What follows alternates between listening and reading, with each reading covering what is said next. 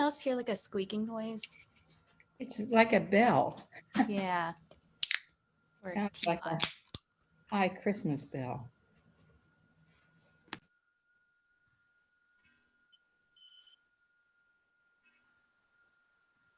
Oh, interesting. Yeah, I hear that now that we're live on Facebook. I have several clocks that are chiming. That may be what it is. Let's see if I'm going to mute myself and see if you can still hear it. That fixed it, Andrew.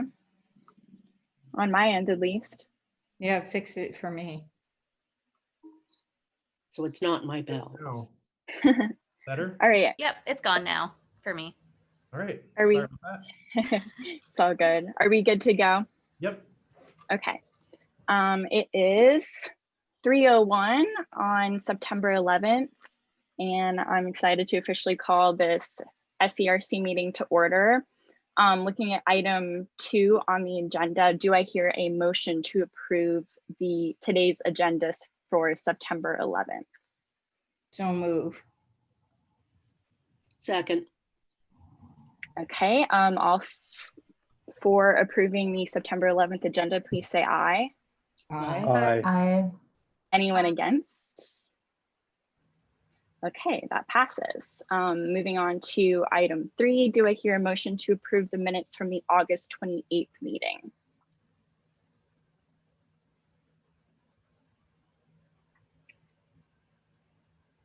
I'll move that as well. Thank you. In a second? I'll second. Okay, all for approving the minutes from the August 28th meeting, please say aye. Aye. Aye. Anyone opposed, please say nay. Okay, that also passes. And we can move right along to our reports, starting with OPD. And I will.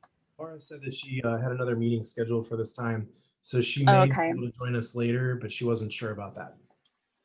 Okay. Do we have, I'm looking at the participants at MUPD here today for a report. Well, if there's no one here, I'd like to say something because I thought the recording of the officer who had to arrest and call out the young men that were having a party, I think he was very good and he was very patient. And I was impressed with his approach with the students. So, and I hope that can be reflected somewhere. Make sure that gets into the minutes. Yes. Where did you see that? It was on the everywhere. Yeah. Clearly, I'm not everywhere, so. The Daily Mail, I think, has it posted. The Daily Mail. Oh, okay. Okay. Washington Post. Yes, yes, that's right. Yeah, that's right. The TMZ post is getting a lot of traction with the alums. I get, yeah, but he was just very nice and calm and treated the young men with respect. I just thought he couldn't have been better. Okay. And fortunately, the young men were pretty respectful too. Yes, they feigned ignorance, but he handled that pretty well too, I thought. Okay. Well, I'm just going to move right along to updates then. I don't have a ton. I did just want to let you guys know that we're continuing the outreach at the farmers market. So we will be there every Saturday, and Scott hooked us up with some thermometers to also distribute at that time.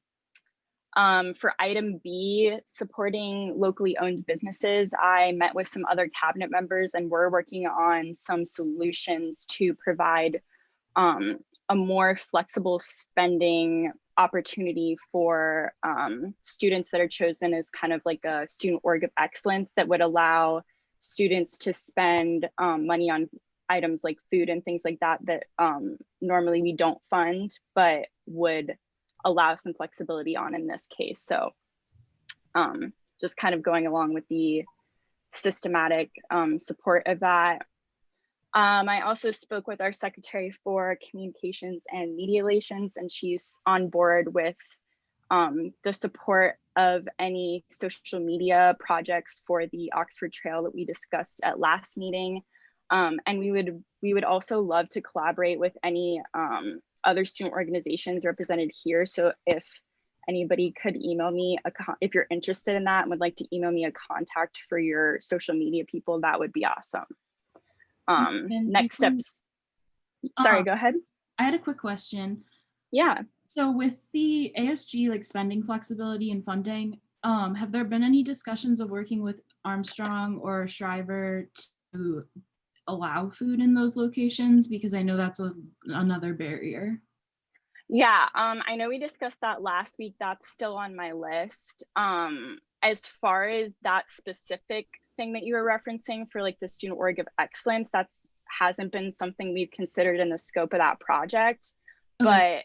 But we're gonna loop it in somehow is what I can tell you now. That's the best answer I can give you at this second. I'm sorry. No, thank you. Okay. And the EDC will also share stuff if you want to send me that. Okay, awesome. Thank you so much. Okay, I think, Prue, did you mention that you had a question about the farmers market? It was about masks.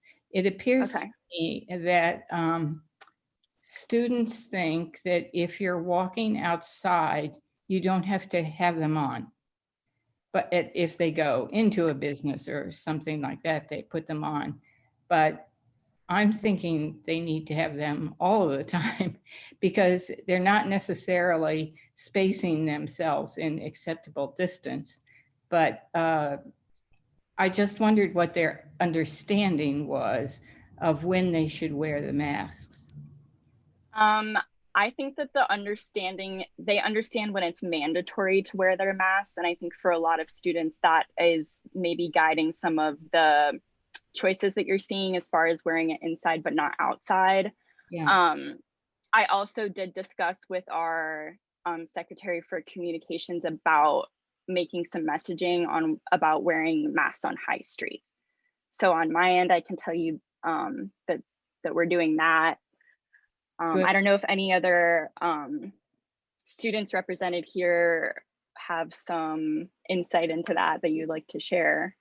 Yeah, so I think Miami University's messaging so far has been you can choose not to wear a mask when you're outside. And I think that's very much been kind of like almost an appeasement because students aren't super happy about wearing masks anywhere.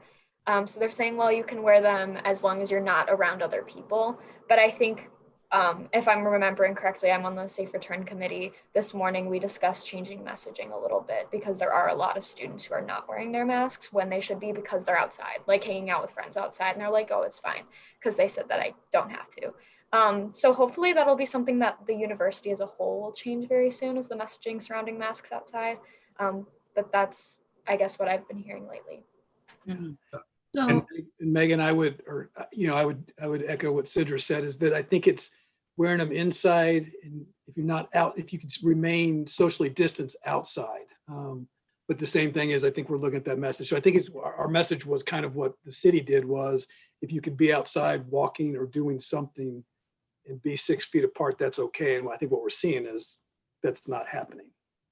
Right. I think particularly on High Street is what I've seen is like they're just realistically when you're passing people, that social distancing isn't necessarily happening. So I think everything that everybody's said is kind of covered it, but yeah. I found myself like not going to High Street as much just because like recently when I have been going, like there are just like so many people and so few students are wearing masks. So I know that's having an impact on me and like how many times I go to those businesses. Yeah, so that ties into our supporting the locally owned businesses as well. So yeah, just to jump in there, I have sent out a few messages to Panhellenic chapter presidents just saying like, make sure people are wearing masks uptown, because from my own observations, like it doesn't seem like anyone is. And I feel like just a suggestion for the messaging. So I think if we could distinguish between an athletic walk and run and like just a regular walk and run that might help. Cause I know that like if you're on a run, like I don't see people wearing masks, they're like by themselves.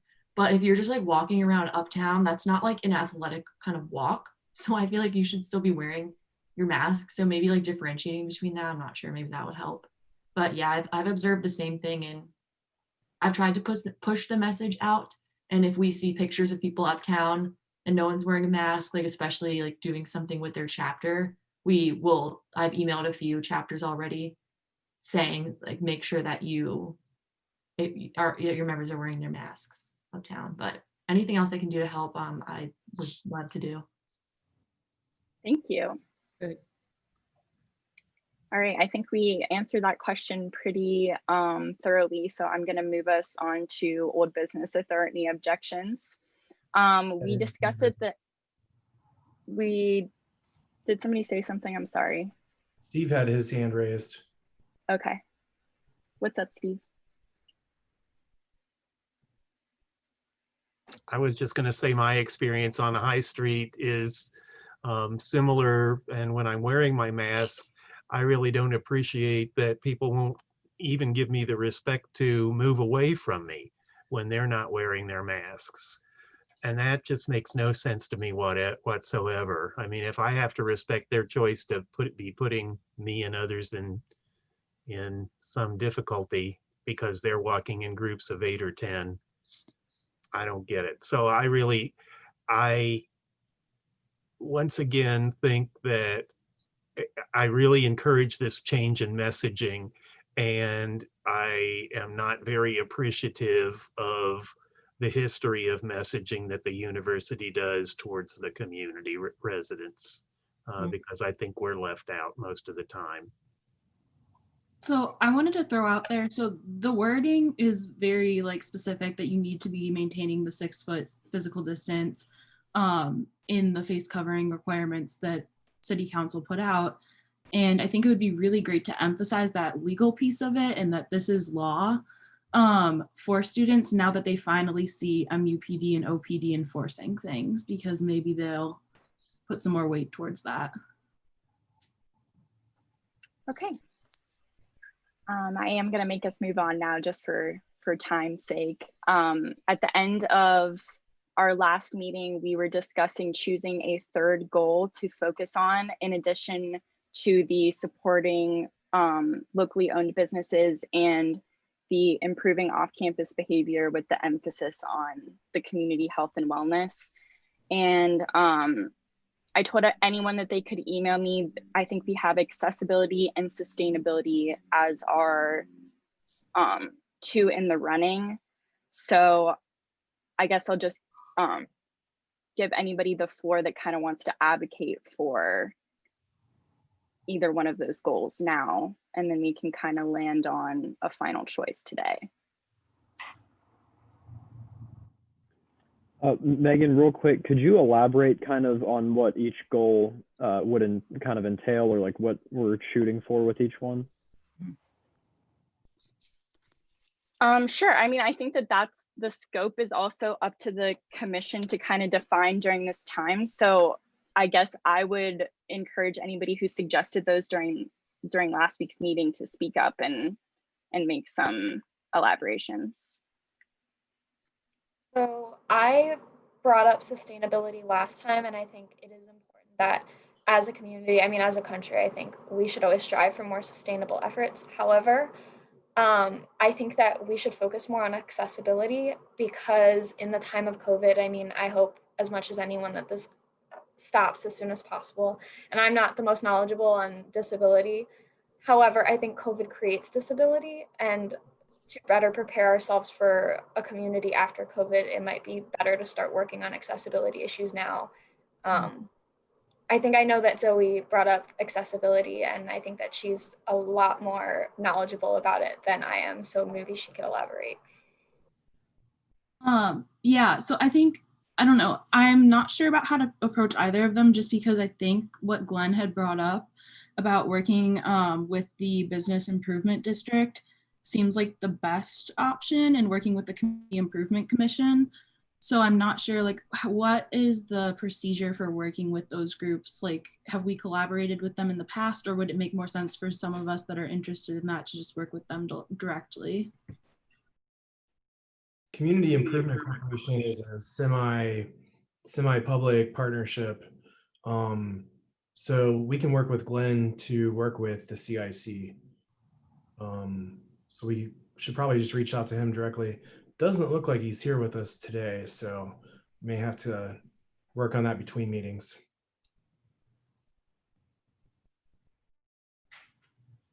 So to clarify, Zoe, was that kind of a point in favor of sustainability? Because you're saying you think that we could work on accessibility outside the boundaries of this commission's work, maybe? I mean, both of them were kind of things that I thought we could work on outside of it, just because that was like the point that Glenn had made.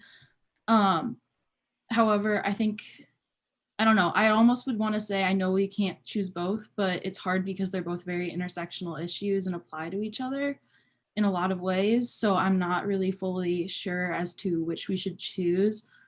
From the business standpoint, accessibility, when you improve accessibility, you have more disabled people going uptown, and it just provides easier access for everyone to uptown. So I think that would definitely assist with some of the businesses that might be struggling right now. Yeah. Residents, what's your kind of 2 cents on this? I think we've heard from a lot of students, so I want to make sure we're getting your voice in here as well.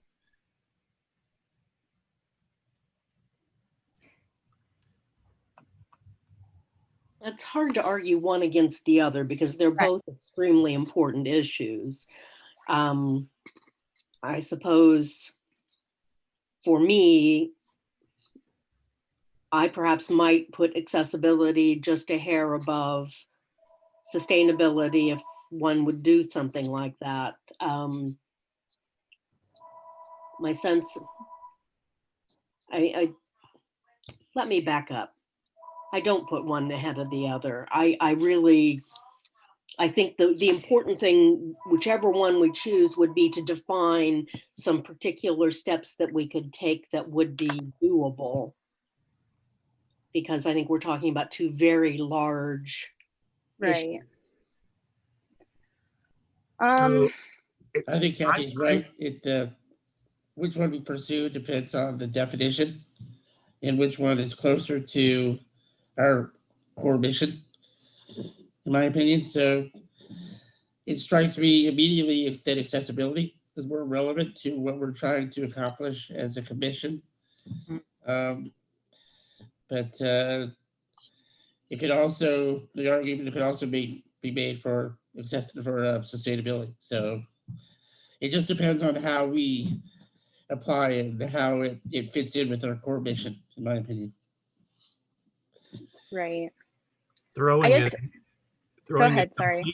a complete curve, working with some of the other large nonprofits in the city, access to food is going to continue to be a big difficulty, and and has been certainly for Talawanda kids who are spread outside the city, but also for all of those people who are unemployed or underemployed. I was just informed today that my staff people who have been on layoff since April are now going to be running out of unemployment within a week or so. And that's pretty scary to me. The same thing is those families that will be facing evictions and the housing issues, even if we have available housing stock. So from a community perspective, I think those are going to be 2 huge problems that we'll begin facing soon.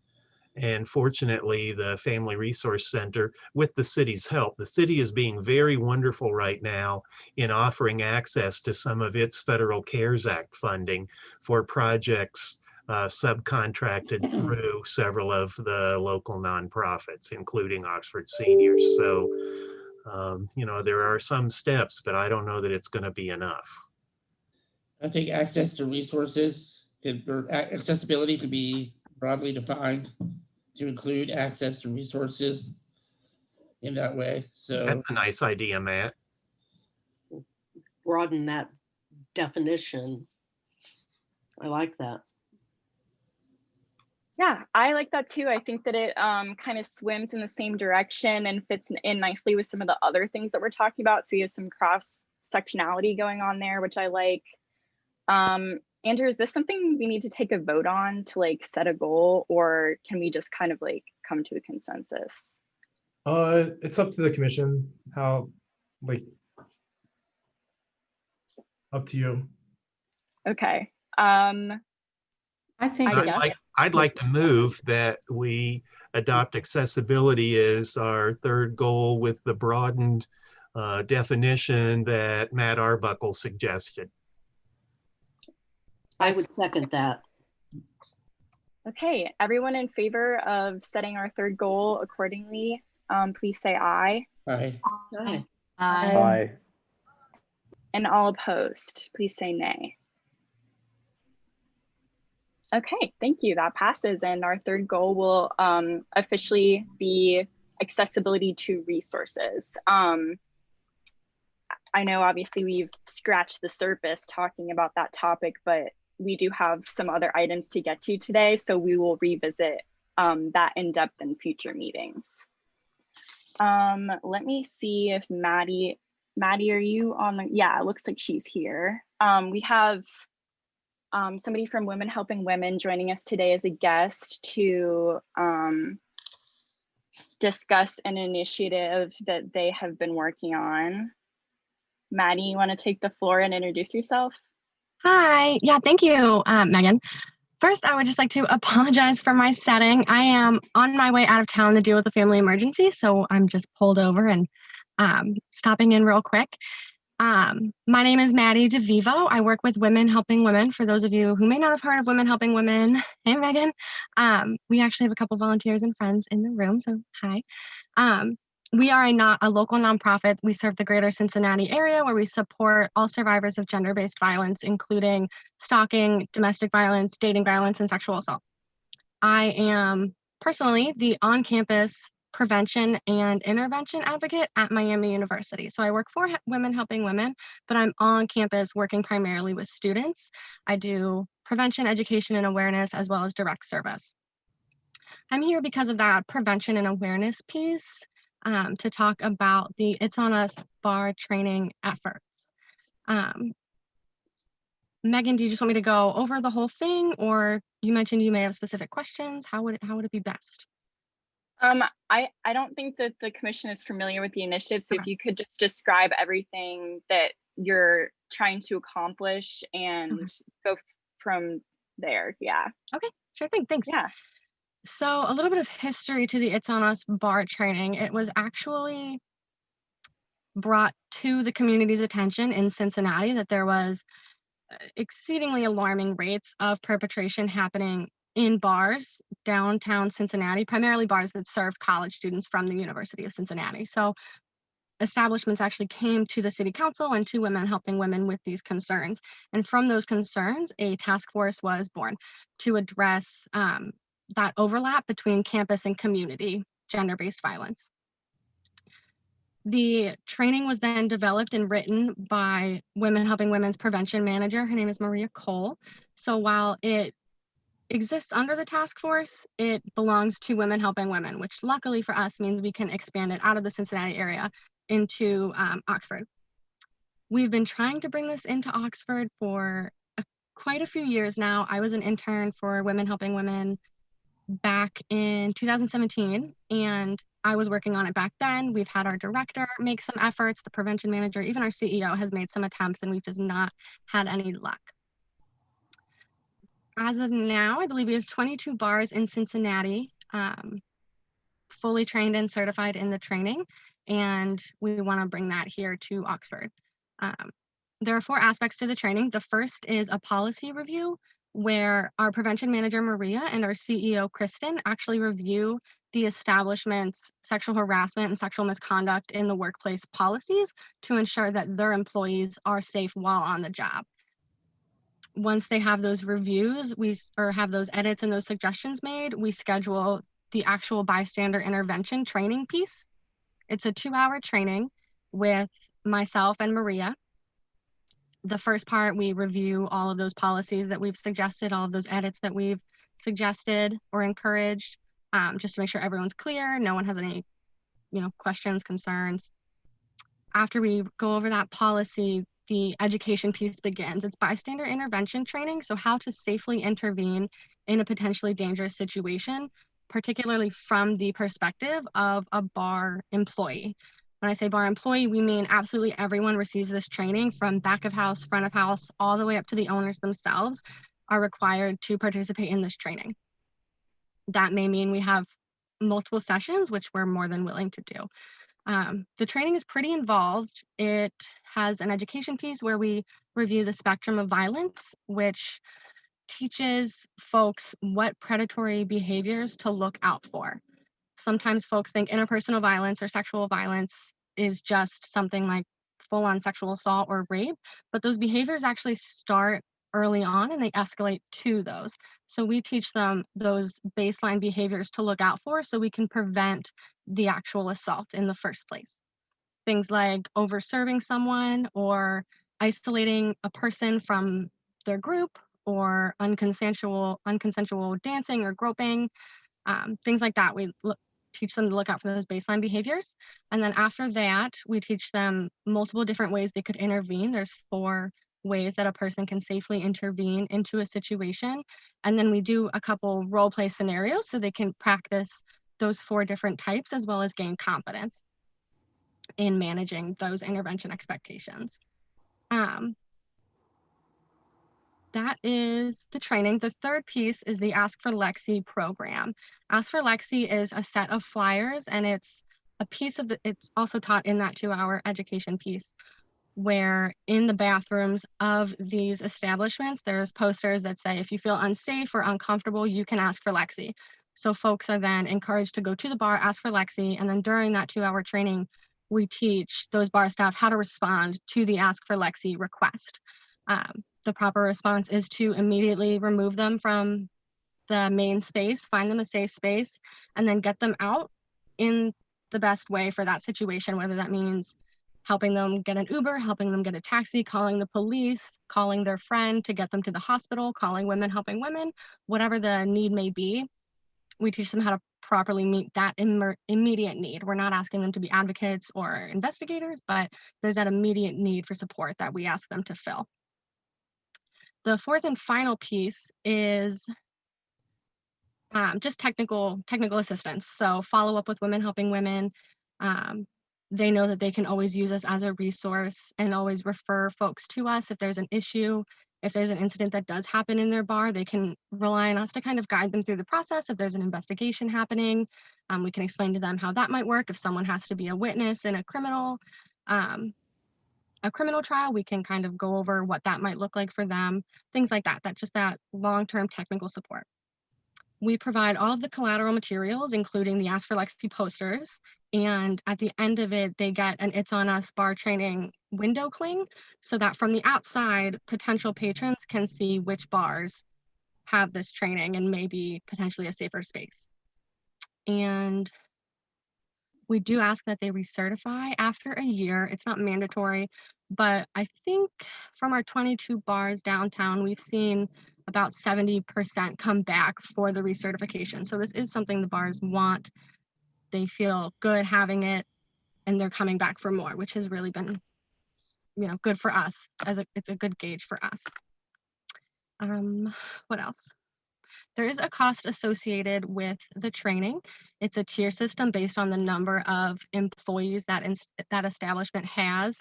Baseline, we ask for 500 all the way up to 1,500, but we are more than flexible. This is not cost prohibitive in the slightest. There's an alternative, which I wouldn't necessarily say it's the better option, but we do highly encourage folks to fundraise instead of just cutting us a check.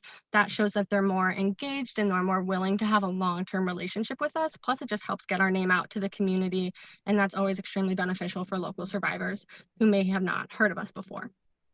That fundraiser could look like, on Friday night, 10% of proceeds go to Women Helping Women, or on Saturday through Monday, all proceeds from this one drink go to Women Helping Women on that particular weekend, whatever it may be. And no matter how much they raise, even if it doesn't necessarily meet what would have been their cost, we just accept that as the cost because, again, they put our name out there and they showed an investment in the program. We are revamping our efforts in Oxford. I run a task force. There's actually a couple folks on the task force in this call.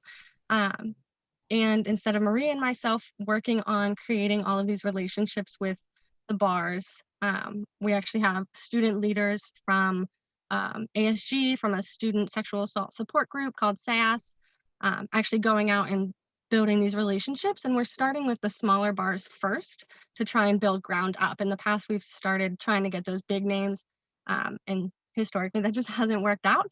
So now we're kind of flipping it a little bit to where we start with the smaller bars. We actually received a $1,500 donation from the Office of Student Wellness. So the first 4 bars that sign or agree to the training are going to have their costs covered by Miami Student Wellness. We're only offering that money to the smaller bars who have probably been more impacted by the COVID virus than the larger bars. So we are working on getting those smaller bars some financial relief in that way. And we just kind of sent out those task force members to do that work. So it's a new effort, or a new re-effort rather. And I think that's the gist of it. That's the program in general. Are there any clarifying questions for Maddie about what she's spoken to so far?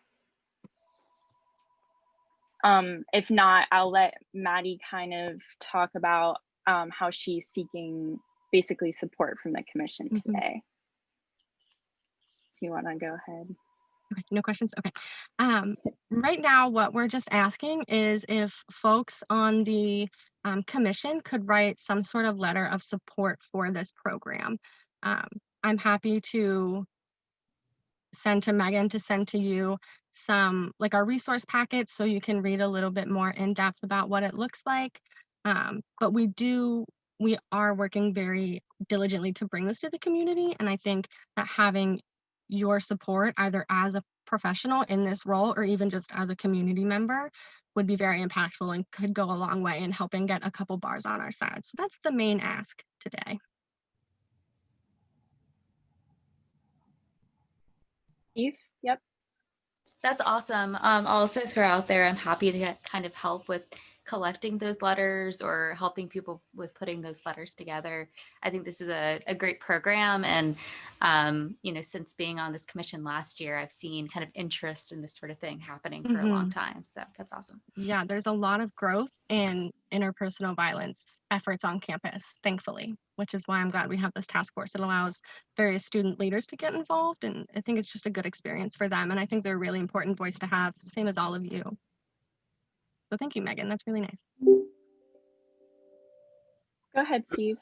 So does the university grant indicate overall university support, or is that just the one division? And I'm kind of wondering how it might overlap, Scott, with what I know that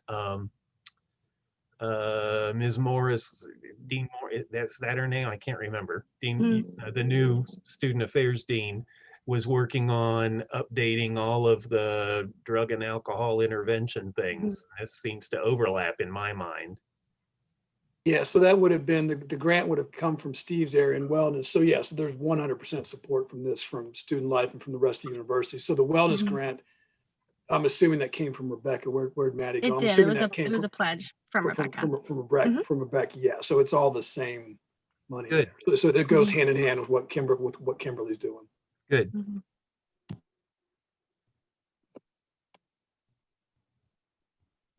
Any other questions? And Maddie, correct me if I'm wrong, but I think, you know, when we were planning this, you had mentioned that your kind of like first choice is a letter from like organizations that the commission members may be a part of, and then second choice would be just basically expressing support as a community member. Yes. Yeah, that's like differential between you and your position versus you as a resident of Oxford. Okay. Well, this seems to fit into our new accessibility goal, in my mind, that the commission might want to consider endorsing it as a commission and you know, in improving safety from sexual violence. Boy, but I'd like others' opinions before. I don't want to keep making every motion. Yeah, I would like to. Steve, I would give that a huge thumbs up. Having in the past worked in the domestic violence field and having a daughter who works in it currently. Are you Nora's mom? Really, I'm sorry? Are you Nora's mom? I'm Nora's mom. Oh my gosh, hello. Nora is a gem. I've known her for so long. I'm so sad to see her go. She's but in happy for her at the same Indiana time. now and very happy. I'm glad. I'm Yeah. glad. That's Yeah. awesome. Nice to finally meet you. Side conversation. Sorry, yes. But no, this is a big issue. It's very important. I have seen similar programs work in several Indiana university communities, Muncie and a couple other places I can't remember off the top of my head. So this is a model that works and that has been successful. So I feel strongly about getting behind it. And the Do I hear? Sorry, I was just gonna ask if I hear a motion to endorse the initiative or write a letter. So moved. Do I hear a second? I'll second it. Okay. All in favor of endorsing this It's On Us training initiative, please say aye. Aye. Aye. Anyone opposed, please say nay. Okay, and that passes. That's awesome. If it seems like it would work, I'd be happy to help kind of draft something like from the commission, and maybe we could bring it to the next meeting, possibly for approval. Yeah, if we wanted a letter.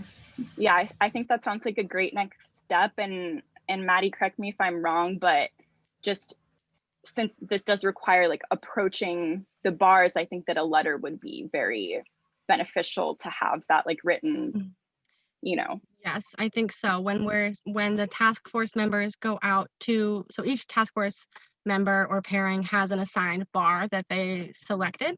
And when I say bar, we mean anyone with a liquor license. So we're also looking at Steinkellers, Chara, things like that.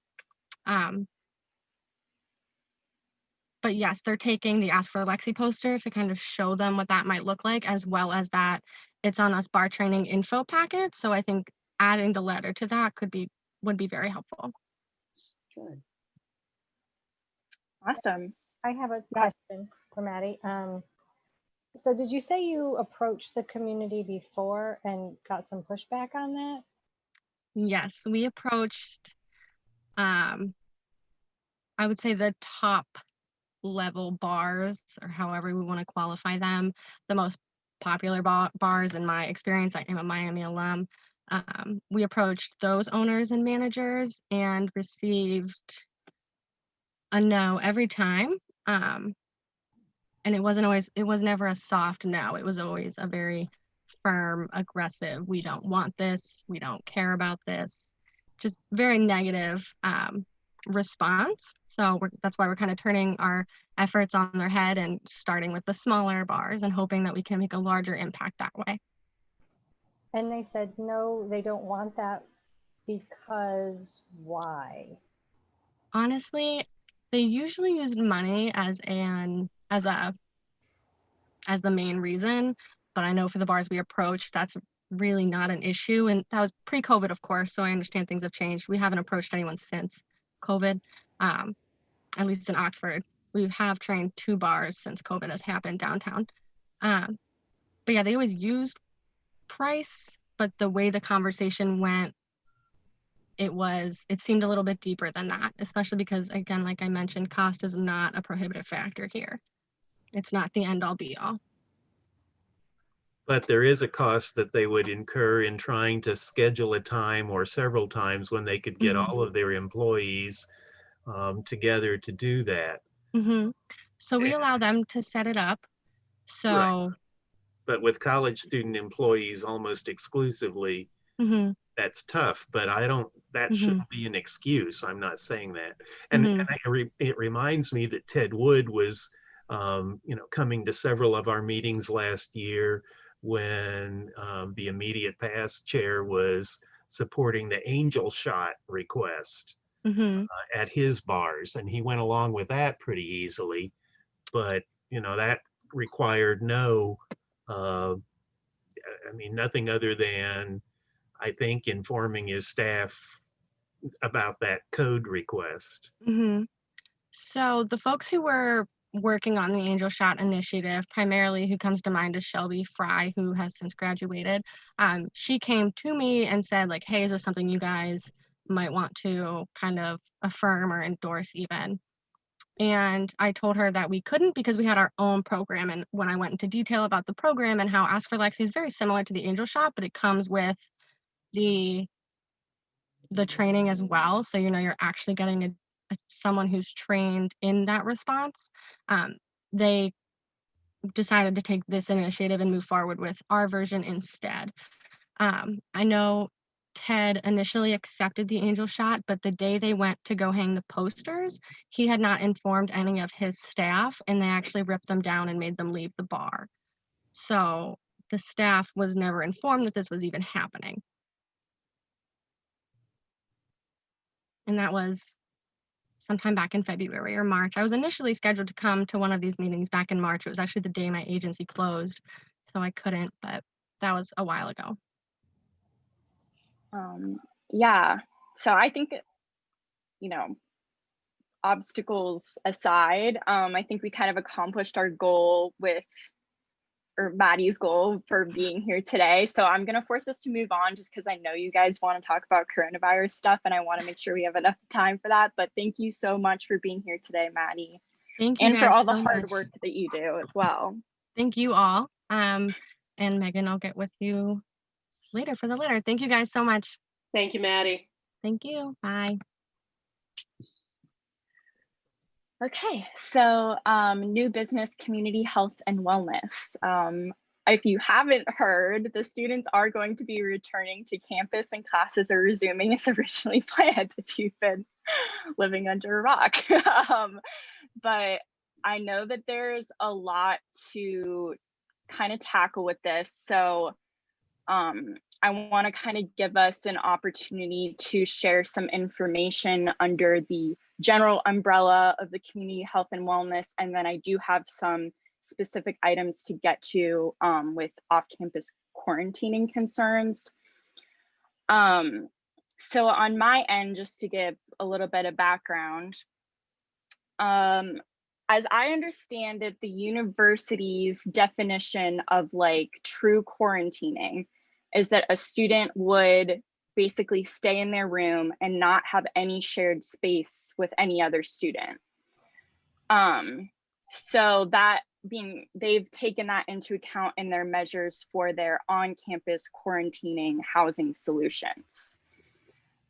The university has always said that off-campus students will only be moved to those like dormitory locations if their quarters are not suitable for quarantining. And I'm still seeking clarification on like what that definition is and if that definition has evolved with the recent choice. But of course, because the students will be returning, I don't think that we should rely on dorms as like a quarantining solution for off campus. I'm kind of counting that out in my head. The concern that I've been getting from students over and over, and other students, you can tell me if I'm totally off base here, of course, but students, some students have expressed a fear of getting tested because of the burden or fear of quarantining as an off-campus student seems great to them. So some of the obstacles that have come up are like getting food. If your house has one bathroom, you're not supposed to be sharing a space with anyone, so that would be an obstacle. and other responsibilities that students are trying to fulfill while quarantining. So with that, I would like to open the floor to anybody else who might have some like relevant information before we kind of go into problem solving mode. Because I know there's a lot of frequent changes. I've heard similar concerns. Right now, though, the good news is we have a 91, I think, percent compliance rate with testing. So 91% of students are complying with the testing requests, which I guess is, I don't remember the exact numbers, but it's more than most other universities from what I've heard. So that's the good news, but it is definitely an issue, especially with messaging. It hasn't been super clear the difference between like quarantining and isolation, which I know Jen O'Brien and Student Life is working on fixing that gap right now. I was going to say, Megan, so Sidra cut, I couldn't hear the first bit of what Sidra said, so I don't know, I don't want to repeat it, but so the part of the message that has changed too is that with the surveillance testing, so we have the capability to test up to 3,000 students per week, which was different than 2 or 3 weeks ago. So, you know, from some of the message we want to get out there is that students, the right thing to do is to get tested when they get tested, regardless of what their fear is, in terms of getting and being quarantined or isolated, because that will help us keep this going. So, you know, one of the messages that has changed in the last 10 days or so is that with the contact surveillance testing, if a student refuses to do that twice, they will be suspended. So if they refuse to do it the first time, give them a pass, and the second time they're going to go home. So I don't know if you guys have seen that change in that message. Yes, I have. So I think what you've addressed is kind of in my mind like the first half of this issue, because I think, you know, the messaging and the fear of getting tested is one thing, but the second part that I'm still concerned about is that what I was told was that if you're quarantining in an off-campus house, then you need to basically get your food delivered, have roommates that are willing to bring food to your room for you, because you can't, you know, even if your whole house is quarantining, there's not supposed to be like cross shared space. Just, I guess the general, I feel like we're making some assumptions that students will just be able to like pay for delivery or have people that are willing to help them to that extent. And so I would love to hear some other maybe like creative resources that I could provide students that find themselves in that situation. Because I myself, when I think about what it would be like for me to quarantine, think that a lot of that sounds difficult to arrange. And, you know, so that's Megan, where I am on things. Sorry, I have a resource just to offer. I think the Student Success Office is a great place to send students. I work with Scott in the Student Life office, so I've received several calls from students about the same thing. And the Student Success Office, they provide resources like grants to students, and they have a lot of resources, and they're able to help in a lot of ways. So I think that's the first place to start. I know it probably won't solve all the problems, but it is a good resource. Yeah, thank you. Are there any community resources that I'm blanking on that could potentially help with this? Because I feel that it's, you know, obviously the whole community is invested in students quarantining properly. So, well, the Family Resource Center may have some funds to pay for emergency housing, such as putting someone up at a motel, which would give them private space and restroom space. The senior center delivers 1 meal a day and usually does so only to older adults, but we've been given some leeway. It doesn't give people much of a menu choice, so they're not going to get SDS pizza every time they want it, but they would still have that opportunity if they have some of their own resources. And the TOPS food bank is making deliveries too, but you know, most of the motel spaces wouldn't have any food preparation areas. So those are community resources that that we local social services are talking about how we realize that there are students in trouble, and you know, look at graduate students and others that don't have the income that they normally would because of the way things have changed. So Right. you know, it overlaps in that area as well. And I'm going to have to leave the call, but I just want to say the senior center has been, and our adult day service have been given permission by the governor to reopen, but because of the code red situation in our county, and especially the high levels of positive infection in our community, I'm delaying opening either of our sites until at least October the 5th. I'm not happy about that, but I think it's the right thing to do. And we have scheduled a drive-through flu shot clinic here at the center, which will be next Friday, the 18th, from 1 to 4. We're asking for calls in advance to kind of schedule coming through so it doesn't create a huge traffic jam in our mostly residential neighborhood. And we don't care about the age of the individual. We just, you know, are saying that you can come. The Walgreens pharmacist will be outside. There'll be a little bit of paperwork to do, and you're asked to bring your insurance card and call the senior center at 523-8100 to get on the list. And I'm going to sign off. Thank you so much. These are very productive meetings, Megan. Congratulations. Thank you. Have a good one, Steve. Bye. So I guess my concern is, how do we avoid putting a bunch of stress on Oxford resources that community members need because the school made the decision to bring back students? How can we kind of work with the school to provide some of these resources, since this is an impact of their decision? I have an idea as far as just for the food side. I think a lot of students, when they do get randomly selected to go get tested, a lot of them might assume they're going to be negative and that they're just not prepared with the amount of food on hand for a 2-week quarantine.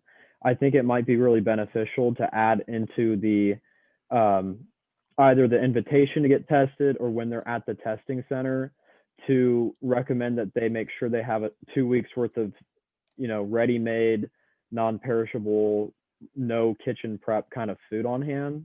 That might be really beneficial. But I have another 2 things real quick.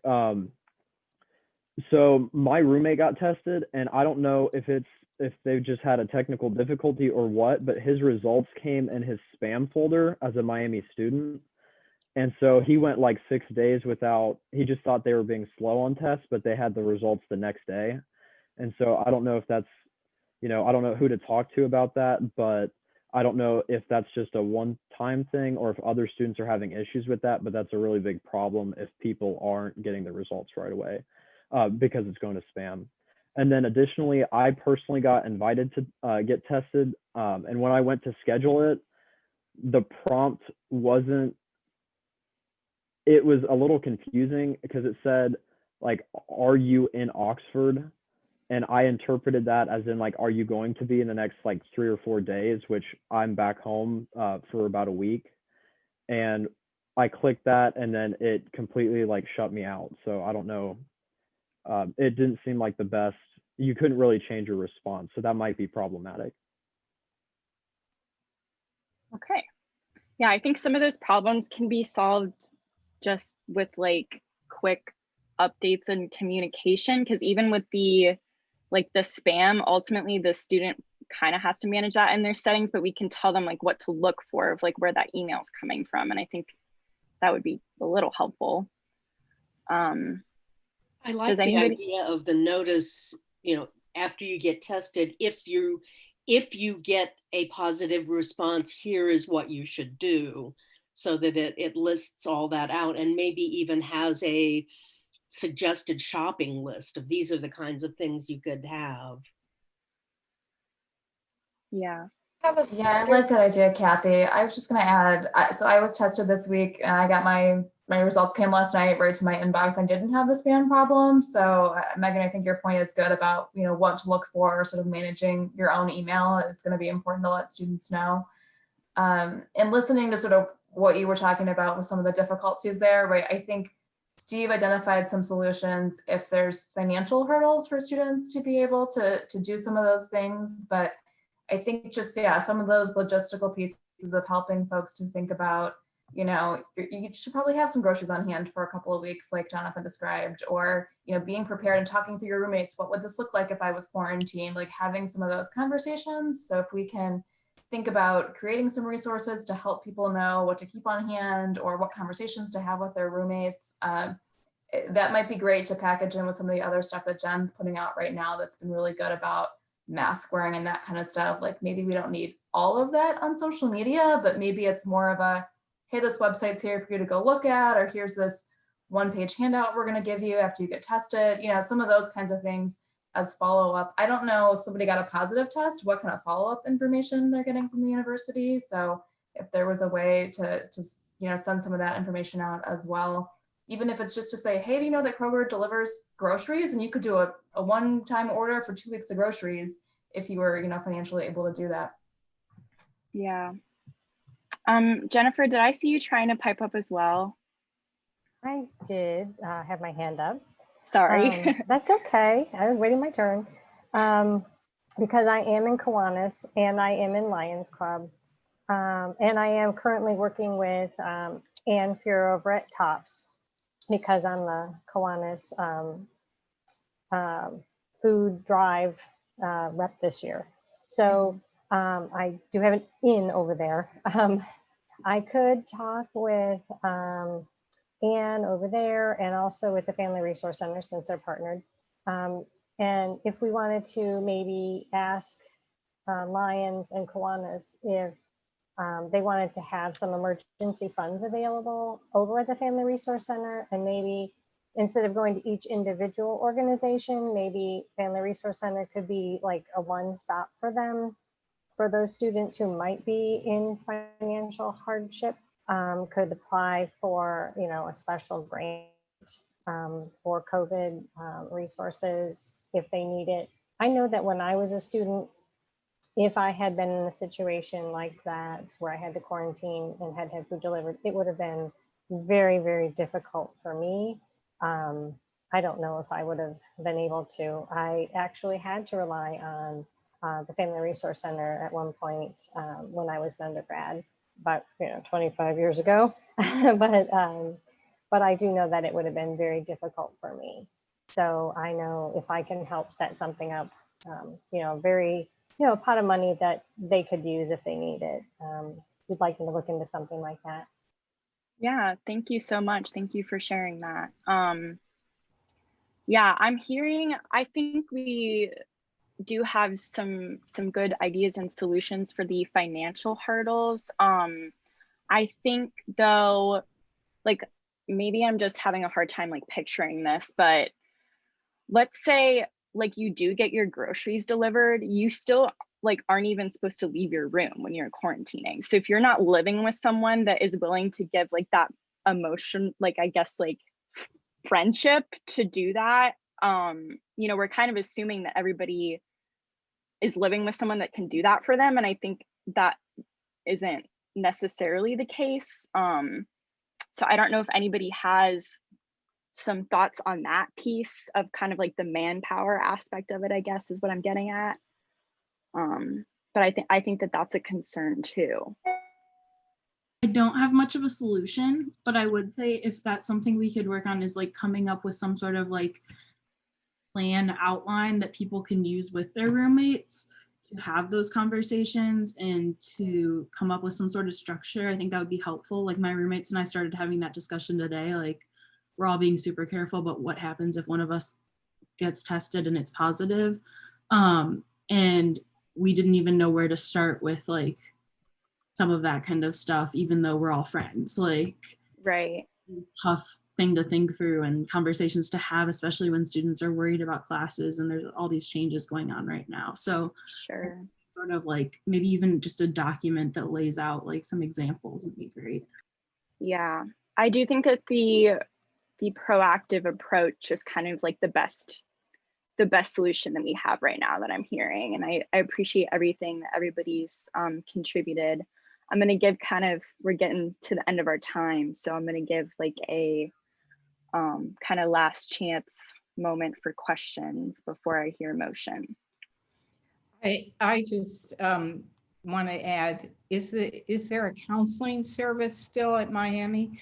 Because it would be nice to pair up that person that is supposed to be quarantined with a counselor that walks them through with them the first couple days.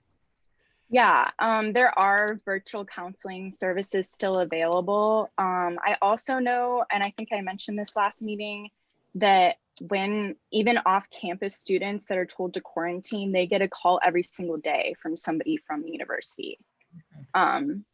So yeah, everybody that tests positive gets a case manager, Prue, that will walk them through that process. So case manager though is separate from a counselor. So the counseling center is open like Megan said, and then students will have a case manager.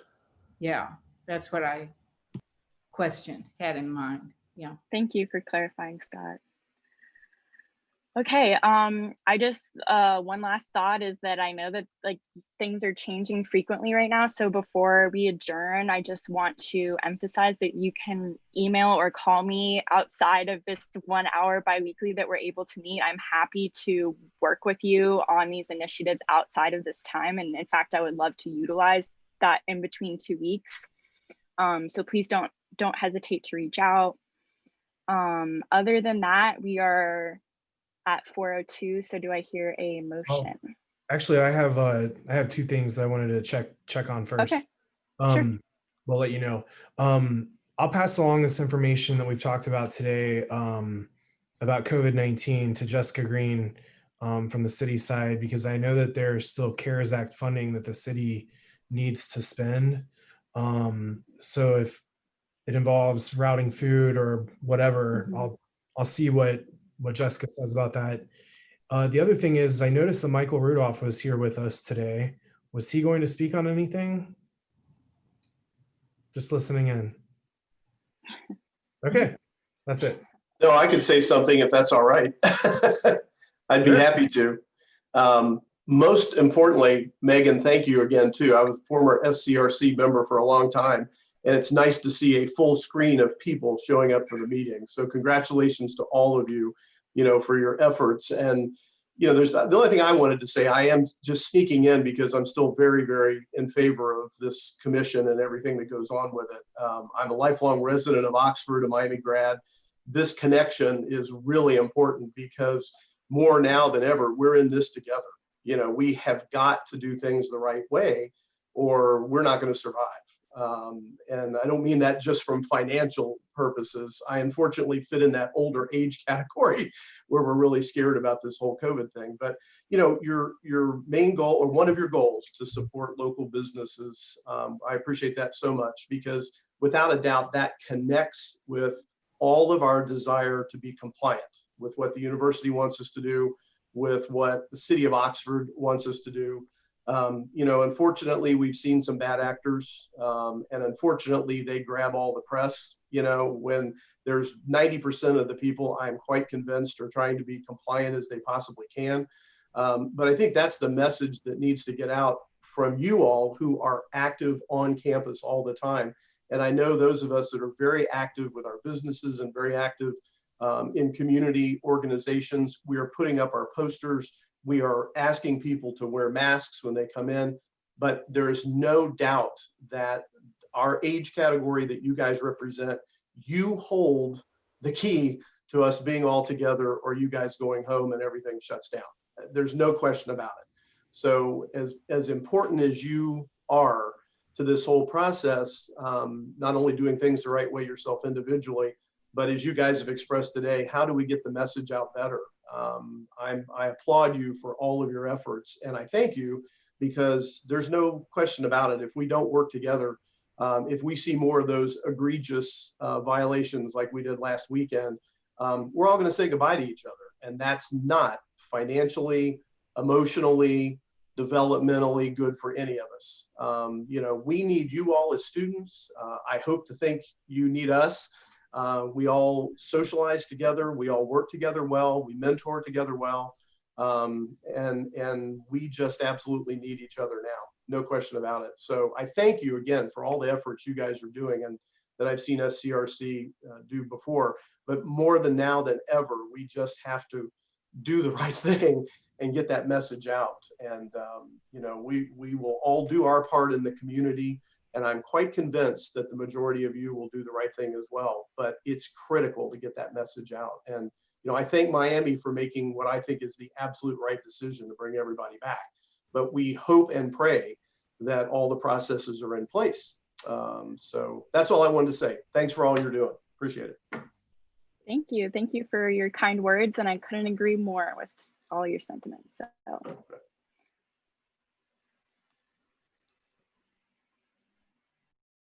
Thanks, Andrew. Okay, Andrew, is there anything else or am I ready to hear a motion? Okay. Do I hear a motion? Motion to adjourn. Thank you. Do I hear a second? This is the easiest part, guys. All in favor, please say aye. Aye. Aye. Anyone opposed, please say nay. And it passes. That's the end of our meeting. As always, thank you so much, everybody, for being here. I really appreciate you taking the time on a Friday to help us out. So have a good weekend, everybody. 90% of the